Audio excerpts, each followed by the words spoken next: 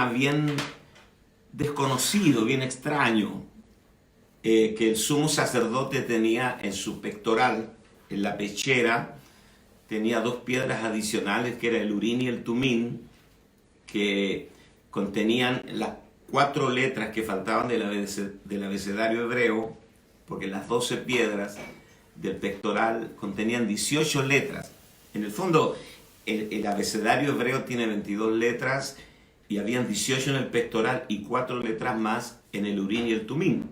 Todas estas piedras reflejaban luces, las luces y las perfecciones de Dios. Entonces había un sistema que no es tan claro, en donde estas piedras el sacerdote las consultaba y se reflejaban ciertas letras con la luz del sol y se iba formando palabras, y era la forma en que ellos recibían la guianza de Dios. Parece que eso intentaron hacer los discípulos cuando eligieron al sucesor de Judas, que se ahorcó.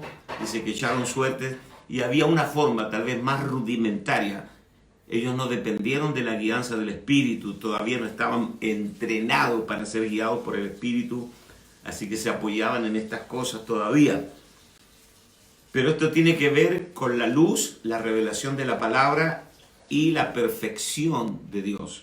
Las cosas que vamos a juzgar, todo lo que no responde a la naturaleza divina tiene que ser juzgado, tiene que ser iluminado para poder entrar a las inescrutables riquezas de Cristo. Este es un camino largo. Tal vez desde tu casa te dices, ¿cuándo vamos a terminar? ¿Cuándo vamos a disfrutar en plenitud las riquezas de Cristo? En realidad, todos estamos disfrutando a Cristo en cierta medida, ¿no? Hay gente que lo disfrutó como el Cordero, ya soy salvo, y cantamos, me voy al cielo con Él, no me importa lo demás, yo ya soy salvo. Ese es disfrutar a Cristo en la primera porción como Cordero. Otros disfrutan a Cristo como el maná, comiendo la palabra, pero nunca saliendo de los estados almáticos del desierto, dando vueltas. Otros ya están disfrutando a Cristo como el tabernáculo, que es la explicación de Dios en forma sólida. Cuando tú veías el tabernáculo, tú veías una explicación didáctica de Dios, visible, ¿no? Y ahora vamos a ver la formación del ejército. El ejército y el sacerdocio están profundamente vinculados. Y vamos a ver unas cosas acá, porque el apóstol Pablo y también los otros apóstoles nos hablan de que nosotros realmente somos las fuerzas vivas de Dios, somos un ejército. Solo que la mayoría tenemos una mentalidad civil, ¿no? Quiero leerles un pasaje hermoso, hermoso acá en el libro de Cantares, capítulo 6, verso 10. Dice Salomón, ¿quién es esta? La iglesia. ¿Quién es esta que se muestra como el alba? Hermosa como la luna, radiante como el sol, esclarecida, dice acá, como el sol, imponente como ejércitos en orden. ¡Wow! Otra vez, ¿quién es esta que se muestra como el alba, hermosa como la luna, esclarecida como el sol, imponente como ejércitos en orden? Se menciona la luna. La luna no tiene luz propia. La luna refleja la luz del sol. El sol es Cristo, el sol de justicia, que refleja su luz a través de la luna.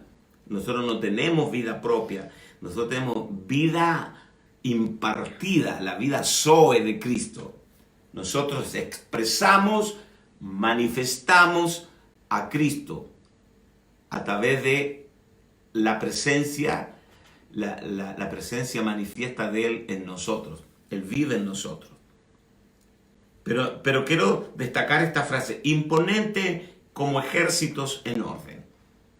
Yo el año 70 me enrolé en el ejército, estuve un año cumpliendo mi servicio militar En Argentina le llaman la colimba, la colimba, ¿no?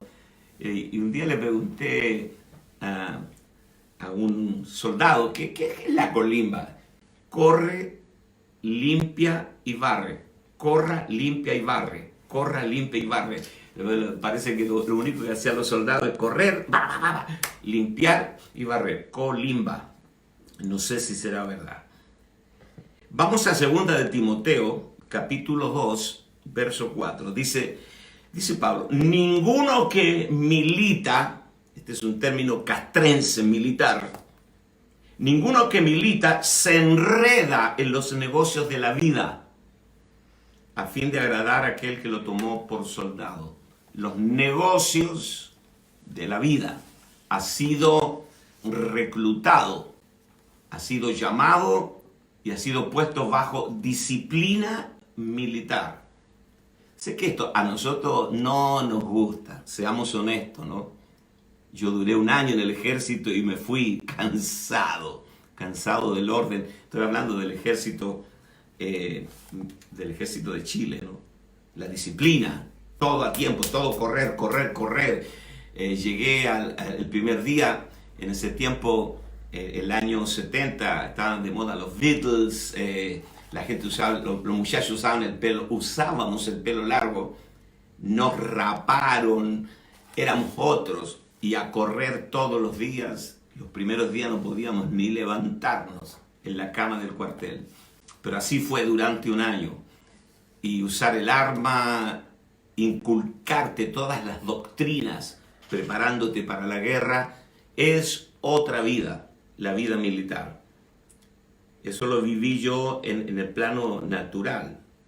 2 de Corintios, capítulo 10, verso 3 al 6, dice, pues aunque andamos en la carne, no militamos según la carne, porque las armas de nuestra milicia no son carnales. Está hablando, explicando lo que vamos a ver a continuación, explicando por qué Israel necesitó formar un ejército y reclutar gente joven de 20 años hacia arriba, hasta los 50. O sea, la edad en donde está la plenitud de la fuerza. Y aquí lo entendemos. O sea, la Biblia es asombrosa porque la Biblia es un libro coherente. La Biblia termina como comienza. Entonces, como dije ayer o antes de ayer, el Nuevo Testamento es la explicación del Antiguo Testamento. El Antiguo Testamento es el Nuevo Testamento en códigos o codificado. Puedes anotar eso porque a mí me hizo sentido, ¿no? Te lo repito, el Nuevo Testamento es la explicación del Antiguo Testamento, la explicación de la sombra, la figura y los tipos. Todas las sombras, figuras y tipos son flechas que apuntan a Cristo. De eso se trata. La Biblia, como dijo Jesús a los fariseos, ellas dan testimonio de mí. Así que el Nuevo Testamento es la explicación del Antiguo Testamento. Y el Antiguo Testamento es el Nuevo Testamento, pero en códigos, basado en los principios divinos, en experiencias humanas, en Abraham, en Isaac, en Jacob, en el río, en el agua, la montaña, el cobre, el pan de cebada, todo lo que hemos visto. Tenemos que aprender a trazar bien la palabra de verdad y ser un obrero aprobado. Dios nos está dando un apetito, un gusto, un deseo profundo de escudriñar el Antiguo Testamento como nunca antes, porque el Antiguo Testamento fue la Biblia de Jesús, señores. El Antiguo Testamento fue la Biblia de Pablo, de Pedro. El Nuevo Testamento no estaba escrito. Cuando Pablo dice, toda la Escritura es inspirada por Dios, no se está refiriendo al Nuevo Testamento, no estaba escrito. Se estaba refiriendo al Antiguo Testamento, especialmente a la Torá. pero a todo el Antiguo Testamento, incluyendo a los profetas, desde Génesis hasta Malaquías, toda la escritura es inspirada. La palabra inspirar es exhalar, es la exhalación de Dios. Toda la escritura es la respiración de Dios y útil. Así que cuando tú estás expuesto a la palabra de Dios, tú recibes la exhalación de Dios. Es como que Dios te hace una respiración boca a boca, exhala sobre ti y tú inhalas el fluir del Espíritu Santo de Dios. Aleluya. Qué extraordinario. Me voy a tomar un mate también. Qué extraordinario. Esto a mí me emociona tanto, me toca, porque todo está en la Escritura, amados. Tómese su cafecito ahí en su casa, un té, un mate, para los que tomamos mate, pasémoslo bien, disfrutemos esta mañana, disfrutemos la palabra. Este es un día extraordinario, y para los de Australia que ya están de noche, prepárense para tener una noche espectacular, reparadora, con sueños divinos. Entonces, acá dice Pablo, pues aunque andamos en la carne, no militamos según la carne, porque las armas de nuestra milicia no son carnales, sino poderosas en Dios para la destrucción de fortalezas. Ellos tuvieron un Jericó, tuvieron la ciudad de Jebús que tuvieron que tomar, pero las fortalezas nuestras ahora están dentro de nosotros, derribando argumentos y toda altivez que se levanta contra el conocimiento de Dios, y llevando cautivo todo pensamiento a la obediencia a Cristo, y estando prontos para castigar toda desobediencia cuando vuestra obediencia sea perfecta. Esta parte final se las voy a leer de nuevo. Y estando prontos para castigar toda desobediencia cuando vuestra obediencia sea perfecta. Todas las experiencias que vivieron los israelitas fueron externas: ciudades amuralladas, ejércitos fuertemente armados avanzando contra ejércitos enemigos. David, un niño, un adolescente con una honda, tumbando a un guerrero llamado Goliat, que había desafiado a los ejércitos. Todas esas historias hoy las vivimos, pero internamente, porque la batalla interna es la batalla real. Lo otro fue una sombra, una figura y un tipo. Lo que quiero decir, y que usted nunca se va a levantar en la mañana, como lo he dicho en otras ocasiones, y va a ver a un filisteo saltando por el patio de su casa para entrar y despojarlo a usted. No es así. Los enemigos son internos. Los gigantes que tú tienes que derrotar son gigantes internos. David volvió de la batalla y el pueblo cantaba y decía: Saúl mató a sus miles, David a sus 10,000. Cuando tú vuelves de la batalla, de haber matado a tus gigantes, nadie se entera, nadie supo. Tú vienes a la iglesia, te sientas allí, tú eres un guerrero vencedor, y nadie está gritando: oh, Lucas Márquez venció a 10,000. Es en solitario, pero todo el cielo está a tu favor, todo el infierno está en tu contra. Estamos peleando la batalla de la fe. Prepárate, porque vamos a ver algunas cosas muy importantes con respecto a que para tomar la tierra, y a la noche vamos a ver los factores oponentes, todas las cosas que se oponen para que tú y yo no tomemos la tierra. Y uno de los factores oponentes es el individualismo. Un ejército supone gente entrenada que trabaja corporativamente, que marchan juntos, que tienen un entrenamiento juntos, que en el fragor de la batalla todos dependen de todos. Entonces, este es el final de nuestro individualismo. Primero yo, segundo yo, tercero yo, y si sobra, yo. Entonces vamos a leer algunos pasajes y me voy a dar el tiempo de leerlos rápido, tenemos media hora más, pero podemos seguir, pasarnos de las 10 de la mañana, pero yo no quiero abusar tampoco del tiempo. Hay cosas que hacer en casa y me refiero a ustedes, ¿no? Vamos a leer Números, libro de Números, capítulo 1, verso 1 al 4. Habló Jehová a Moisés en el desierto del Sinaí, en el tabernáculo de reunión en el día primero del mes segundo, en el segundo año de su salida de la tierra de Egipto, diciendo: tomad el censo de toda la congregación de los hijos de Israel por sus familias, por las casas de los padres, con la cuenta de los nombres, todos los varones por sus cabezas. Escuche, de 20 años arriba. O sea que los niños no pueden ir a pelear la batalla. Todos los que pueden salir a la guerra en Israel, los contaréis tú y Aarón por sus ejércitos, y estará con vosotros un varón de cada tribu, cada uno jefe de la casa de sus padres. Números capítulo 1, versos 17, 18. Vaya anotando ahí. Tomaron pues Moisés y Aarón a estos varones que fueron designados por sus nombres y reunieron a toda la congregación en el día primero del mes segundo y fueron agrupados por familias.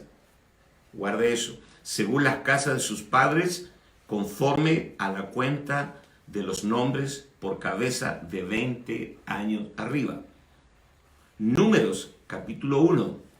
Todavía estamos allí. Versos 52 al 54. Los hijos de Israel acamparán cada uno en su campamento y cada uno junto a su bandera por sus ejércitos. Por los levitas acamparán alrededor del tabernáculo del testimonio, para que no haya ira sobre la congregación de los hijos de Israel. Y los levitas tendrán la guarda del tabernáculo del testimonio. E hicieron los hijos de Israel conforme a todas las cosas que mandó Jehová a Moisés, así lo hicieron. Números capítulo 2, verso 1 y 2. Habló Jehová a Moisés y a Aarón diciendo: los hijos de Israel acamparán cada uno junto a su bandera, retengan esto, bajo las enseñas de las casas de sus padres. Alrededor del tabernáculo de reunión acamparán. Números, capítulo 4, verso 3. De edad de 30 años arriba hasta 50 años, todos los que entran en compañía para servir en el tabernáculo de reunión. Números, capítulo 8, verso 23 al 26. Luego habló Jehová a Moisés diciendo: los levitas de 25 años arriba entrarán a ejercer su ministerio en el servicio del tabernáculo de reunión. Pero desde los 50 años cesarán de ejercer su... O sea, los 50 años se jubilaban, eran viejos, ¿no? Y nunca más lo ejercerán. Servirán con sus hermanos en el tabernáculo de reunión para hacer la guardia, pero no servirán en el ministerio. O sea, cuando alguien envejece espiritualmente y se arruga espiritualmente y se pone anciano, pierde el brillo de la vida del espíritu, esa persona pierde la facultad de servir a Dios. Así harán con los levitas en cuanto a su ministerio. Nos quedan 3 citas bíblicas, las voy a leer. Números 26, verso 1 y 2. Aconteció después de la mortandad que Jehová habló a Moisés y a Eleazar, hijo del sacerdote Aarón, diciendo: tomad el censo de toda la congregación de los hijos de Israel de 20 años arriba, por las casas de sus padres, todos los que puedan salir a la guerra en Israel. Números 26, versos 52 al 56. Y habló Jehová a Moisés diciendo: a estos se repartirá la tierra en heredad, por la cuenta de los nombres. A los más darás mayor heredad y a los menos menor. Y a cada uno se le dará su heredad conforme a sus contados. Pero la tierra será repartida por suerte, y por los nombres de las tribus de los padres heredarán. Conforme a la suerte será repartida su heredad entre el grande y el pequeño. Y finalmente, Números 26, verso 63 al 65. Estos son los contados por Moisés y el sacerdote Eleazar, los cuales contaron los hijos de Israel en los campos de Moab, junto al Jordán, frente a Jericó. Y entre estos ninguno hubo de los contados por Moisés y el sacerdote Aarón, quienes contaron a los hijos de Israel en el desierto de Sinaí, porque Jehová había dicho de ellos, morirán en el desierto, y no quedó varón de ellos, sino Caleb, hijo de Jefone, y Josué, hijo de Nun. Muy bien. Quisiera hacer un paréntesis acá. El libro de Números contiene dos censos. Te estoy ahorrando mucho trabajo y hay algunos que no han leído nunca el libro de Números. Pero aquí hay unos códigos tremendos. Recuerda que dije que el Antiguo Testamento es el Nuevo Testamento, pero en códigos. Importante entender los códigos. Ahora, dos censos. ¿Por qué dos censos? Porque Moisés en el desierto del Sinaí censó al pueblo que salió de Egipto. ¿Ves? Pero cuando Josué hizo el censo para formar el ejército, todos los varones que salieron de Egipto murieron en el desierto. No quedó ninguno para contar la historia. Solo Josué y Caleb. Así que esta nueva generación, qué importante es la nueva generación. Yo bendigo a los jóvenes. Bendigo a los jóvenes de nuestra iglesia. Bendigo a los jóvenes de todas las iglesias del mundo y a los viejos de edad, pero jóvenes en espíritu. Porque esto no tiene que ver con algo cronológico. Tiene que ver con algo del espíritu. De 20 años arriba, cuando ellos estaban ya en la ribera del Jordán, Dios le dice a Josué que haga otro censo. Aquí hay dos censos, ¿no?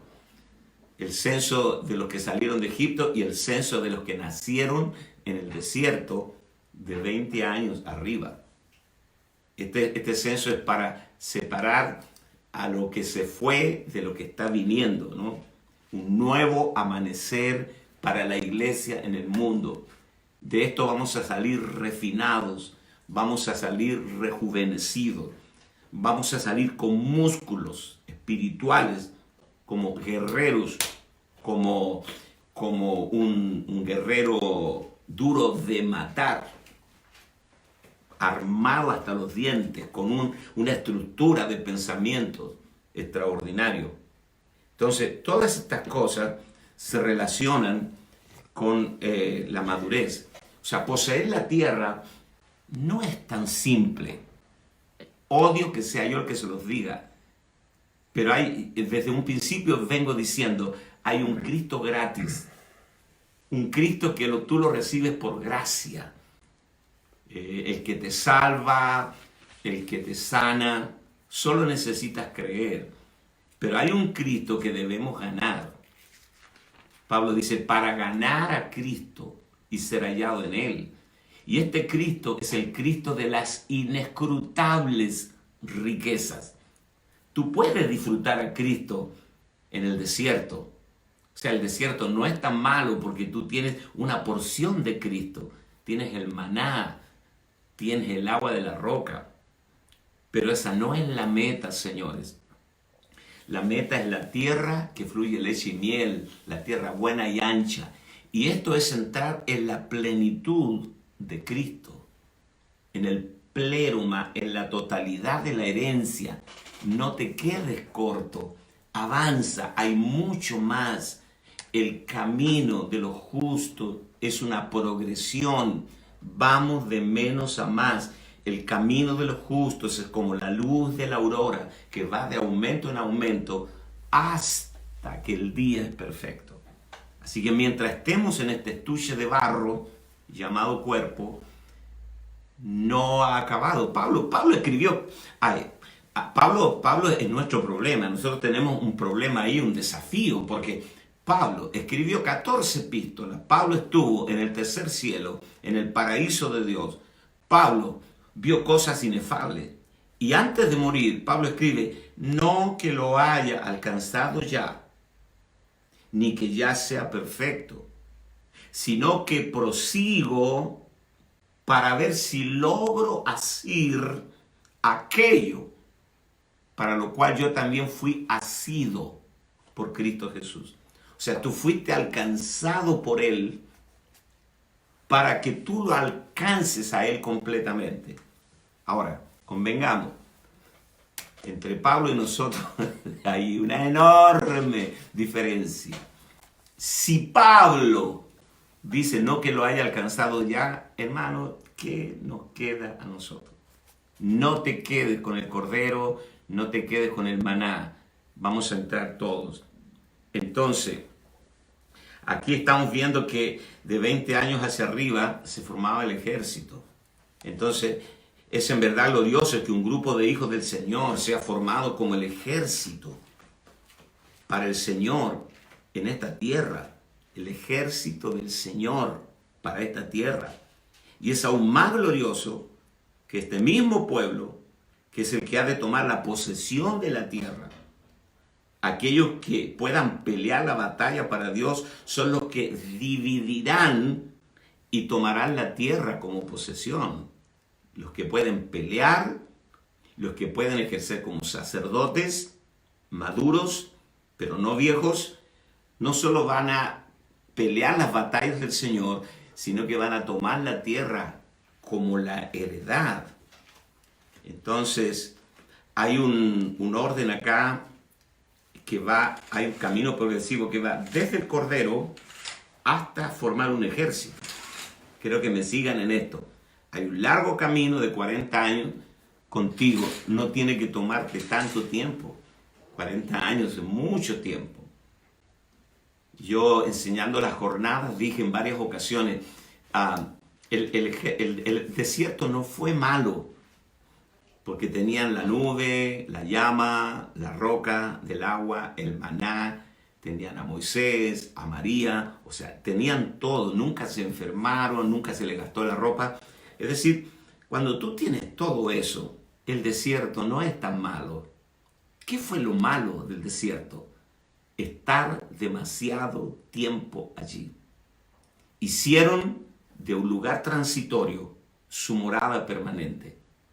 Tú no puedes quedarte en esta estación, en un nivel de disfrutar a Cristo para que te solucione el problema, para que te bendiga, para que te quite la pena. Hay gente que va a la iglesia para que se le vaya la pena, hermano. O sea, ellos, como dijo un predicador, la gente no va a la iglesia a buscar una verdad, va a aliviar su dolor. Y cuando el dolor se le alivia, se van y vuelven hasta la próxima prueba. Cuando son heridos y les duele, vuelven otra vez. Tú no puedes darte el lujo de hacer eso cuando tienes las riquezas inescrutables de Cristo disponibles para ti. Entonces, desde el cordero hasta el ejército hay un camino, pero vamos a llegar ahí, a ser soldados de ese ejército. Entonces, enumeremos algunos puntos, ¿no?, de cómo ellos fueron seleccionados para ser parte del ejército. En primer lugar, tenían que disfrutar a Cristo como el Cordero.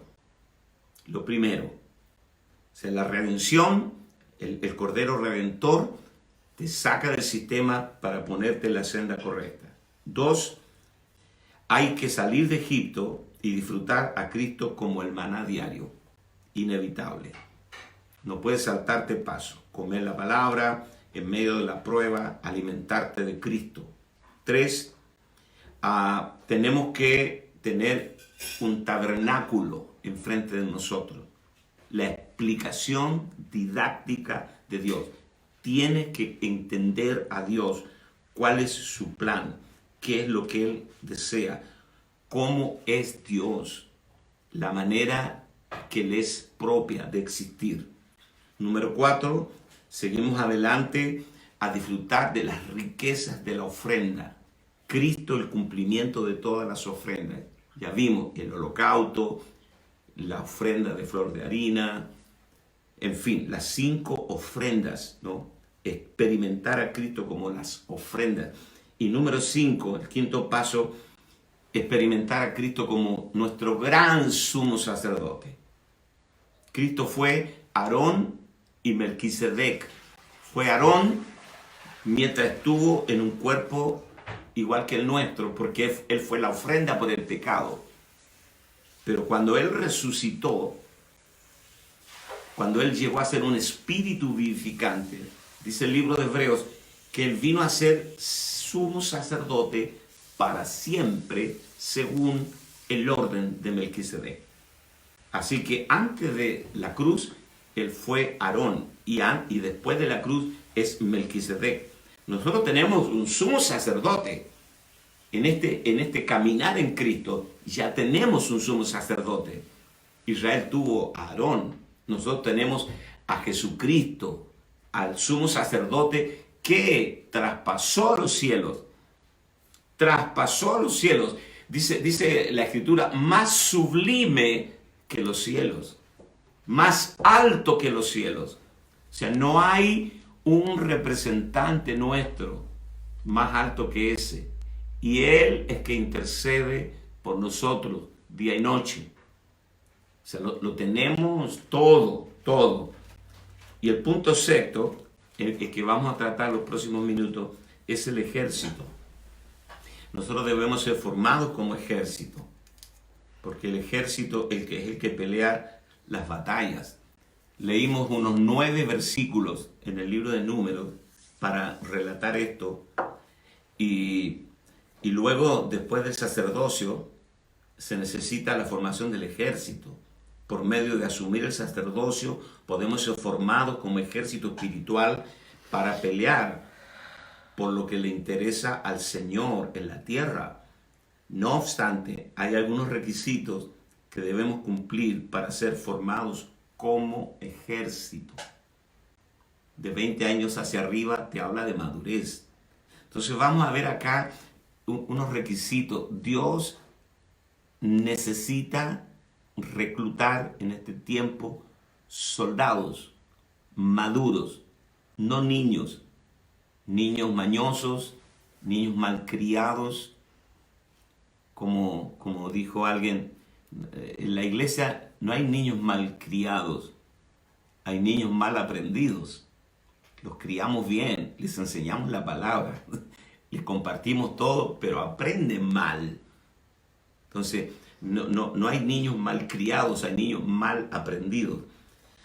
Así que, primero, para ser formados como ejército, cada uno debe declarar su linaje. Lo vimos en los versículos anteriores. Algunos me están pidiendo que les mande todos estos temas, ¿no? Me encantaría hacerlo. Y bueno, tenemos mucho trabajo ahora que estamos todos metidos en esto de lo virtual. Tenemos también la secretaria a full, pero se los vamos a mandar.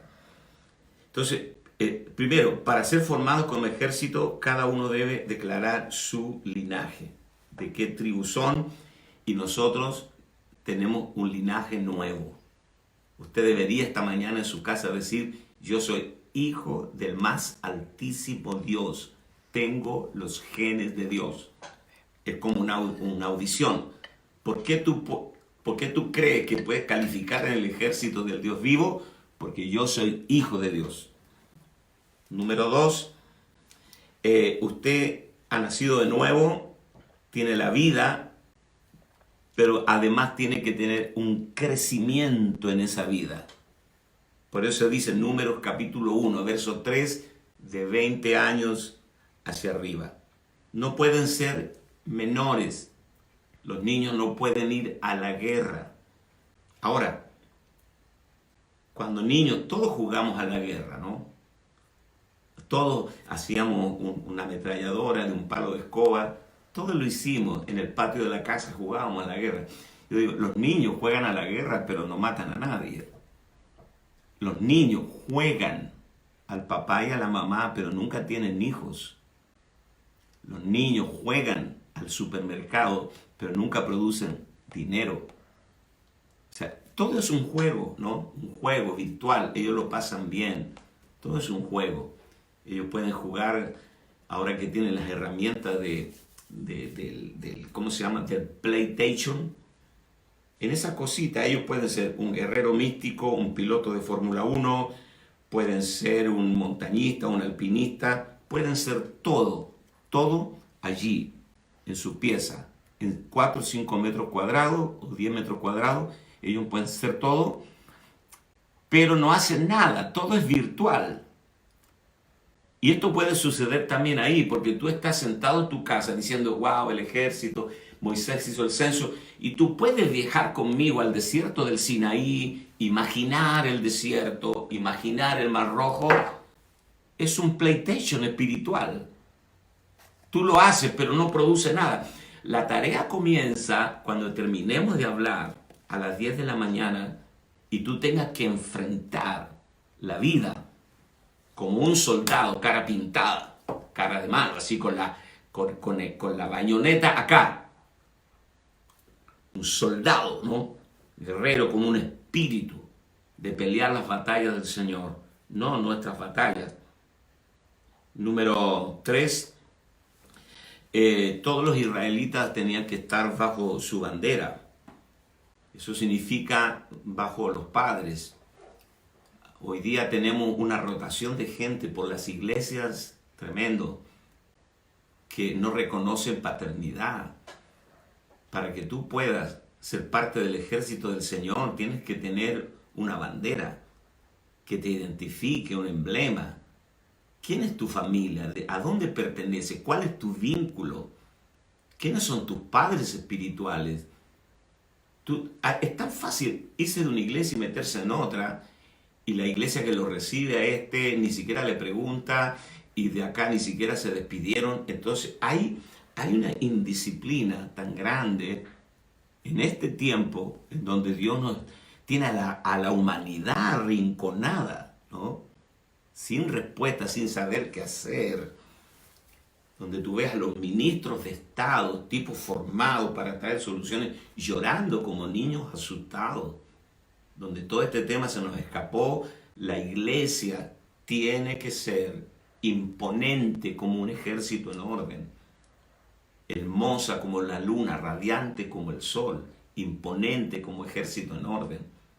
La iglesia verdadera, la que el Señor está uniendo de los 4 cabos de la tierra, emergiendo como la única posibilidad, la propuesta de Dios para la humanidad es el nuevo hombre, la nueva creación, descrita por Jesús en el Sermón del Monte, la nueva creación que gana las batallas internas, que no está herido, que puede perdonar al enemigo, bendecir a los que maldicen, hacer bien a los que os ultrajan y os persiguen. Este hombre que es la propuesta de Cristo, es como que Cristo dice, quiero traer la solución al mundo, esta es mi propuesta, este es el hombre diferente a todo el sistema. Tú no puedes cambiar aquello de lo que tú eres parte. Si tú eres igual al resto de la gente, tú no eres un factor de cambios. Tú eres distinto a aquello que tú quieres cambiar. La noche no cambia la noche. El día cambia la noche. ¿Cuál es tu bandera? ¿Quién es tu origen? ¿Quién es tu padre espiritual? ¿De dónde vienes? ¿Recuerdas cuando David, un muchachito de 15 años, 16 años, mató a un gigante de 3 metros? Eso no pasa todos los días. ¿Sabe qué preguntó Saúl? ¿Quién es su padre? La primera pregunta, cuando David venía volviendo de haber matado al gigante, con la cabeza de Goliat colgando de los pelos, esa imagen extraordinaria, ¿no? Mató al tipo, lo tumbó, con la misma espada le cortó la cabeza y venía con la cabeza de Goliat en la mano. Es terrible eso, dantesco, pero una victoria impresionante, ¿no? Emblemática. ¿Qué es lo primero que preguntó el rey Saúl? ¿Quién es su padre? Punto. Eso zanja todo. ¿Quién es tu padre? El padre de David era Isaí, un hombre temeroso de Dios. Número 4, debemos estar en orden. Israel salió de Egipto como una manada, una turba salvaje. 430 años de esclavitud, oprimidos, no tenían capacidad de autogestión, cada uno por su lado librando su pellejo, y Dios los ordenó. Nosotros no somos una turba salvaje, nosotros somos el ejército del Señor, hay un orden. Por favor, pregunta, tú tienes que tener a alguien a quien reportarte. Si tú no tienes 3 o 4 personas en tu vida a la cual le debes honra. Hay gente que parece que llegó solo acá. Los llaneros solitarios, incluso parece que ni siquiera hubo una madre que los tuvo en el vientre ni un padre que los engendró. Son tan independientes, tan insensibles, no se reportan a nadie. Hay un espíritu de rebeldía. Esa gente no puede entrar a las riquezas inescrutables de Cristo. Esa gente no puede decir soy parte del ejército del Señor, porque no tiene a quién reportarse. Como el soldado Brian. Soldado Brian reportándose. ¿A quién le rindes cuentas? ¿Con quién te reporta? Rendir cuentas es más un tema de carácter que de control. O sea, los que rendimos cuenta, no estamos nosotros diciendo, bueno, pero ¿a quién? No, es una necesidad espiritual, es un tema de un carácter procesado. Yo tengo que tener a alguien a quien rendirle cuentas. Tengo que tener a alguien a quien reportarme. Eso me hace bien, eso responde al diseño de Dios. No tiene que ver con tu pastor. Porque todas las veces que se habla de autoridad en el Nuevo Testamento, el consejo no va a la cabeza al que debe ejercer la sujeción, sino al que debe sujetarse. Someteos a vuestros pastores. ¿Ve? No le dice al pastor, someta a las ovejas, sino someteos a vuestros. Le habla a la oveja. La mujer, someteos a los maridos. No le habla al marido, dice, tu mujer agarra la cachetada si no se somete. No. Entonces, someteos pues a Dios, ¿ve? A Dios. Dios no te domina, no te somete a la fuerza. Tú debes someterte a Él. Es un orden, como acampaban es un orden. Entonces hablamos del segundo censo. Y termino con esto. Me voy a pasar unos minutitos, pero no hay prisa. Aquí no es como la tele que te están diciendo corte. Aquí tenemos libertad de hablar toda la mañana si queremos. Pero aún así vamos a ser respetuosos. La palabra hebrea que se traduce servir o ministrar, esta es una palabra que tiene que ver con el sacerdocio, la palabra hebrea que significa servir o ministrar, porque para que tú fueras sacerdote también tenía que estar enrolado en el ejército, solo que habían tareas y asignaciones. La palabra que se traduce servir o ministrar es la misma palabra que se traduce como guerra. ¿Qué significa esto? Que los que servimos a Dios estamos peleando una batalla. Y los que estamos peleando la batalla es los que estamos sirviendo a Dios. Servir, ministrar, es guerra. Y guerra es servir y ministrar. Para Dios, por lo menos, no hay diferencia. De 20 años arriba hasta los 50. O sea, cuando el sacerdote y el soldado cumplían 50 años, se acabó la tarea. Nunca más ellos volvían a servir como sacerdotes. Y eso lo explica el libro de Hebreos. Dice, porque el sumo sacerdote tenía que ser relevado cada cierto tiempo por causa de la vejez. Pero tenemos un sumo sacerdote, Cristo, que fue constituido para siempre. Porque este no envejece, este no muere. Y nosotros, no importa si tenemos 70, 80 años, no importa. Si nos mantenemos lozanos nos mantenemos frescos y jóvenes en el espíritu.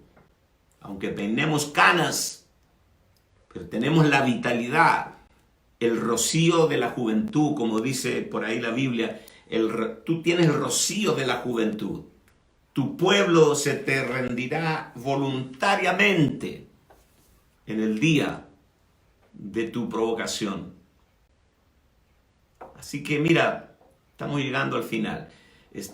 Averigua si te están saliendo canas espirituales, pues las canas no duelen, las arrugas no duelen.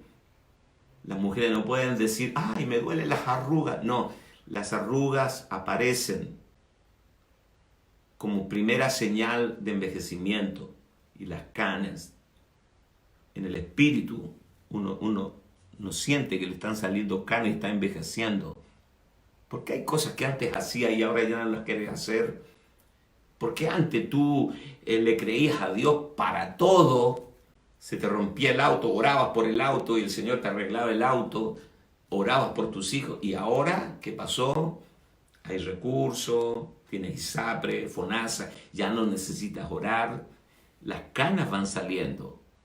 Señores, vamos a volver a ser parte del ejército del Señor. Vamos a recuperar la lozanía de la juventud. Te declaro bendecido en el nombre de Jesús.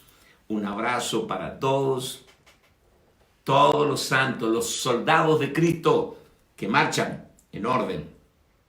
Amén. Hasta aquí llegamos. Vamos a orar. Padre, gracias por todo lo que nos das. Gracias por este día extraordinario. Estamos comenzando el mes de abril y declaramos que es un mes extraordinario, glorioso. Mientras tú estés en nosotros, todo es glorioso. Lo que suceda a nuestro alrededor nos tiene sin cuidado. Gracias, Padre, porque nuestra fe va a crecer. Vamos a tomar la armadura completa, la armadura del creyente. Nos vamos a vestir de Cristo. Vamos a tomar la coraza de justicia, la espada del Espíritu, pues somos soldados en plenas funciones de guerra. El yelmo de la salvación, el apresto del evangelio de la paz. Nos vestimos este día como tu ejército, en el nombre de Jesús. Amén y amén. Bueno, bendiciones para todos. Un beso. Nos vemos a la noche a las 21 horas.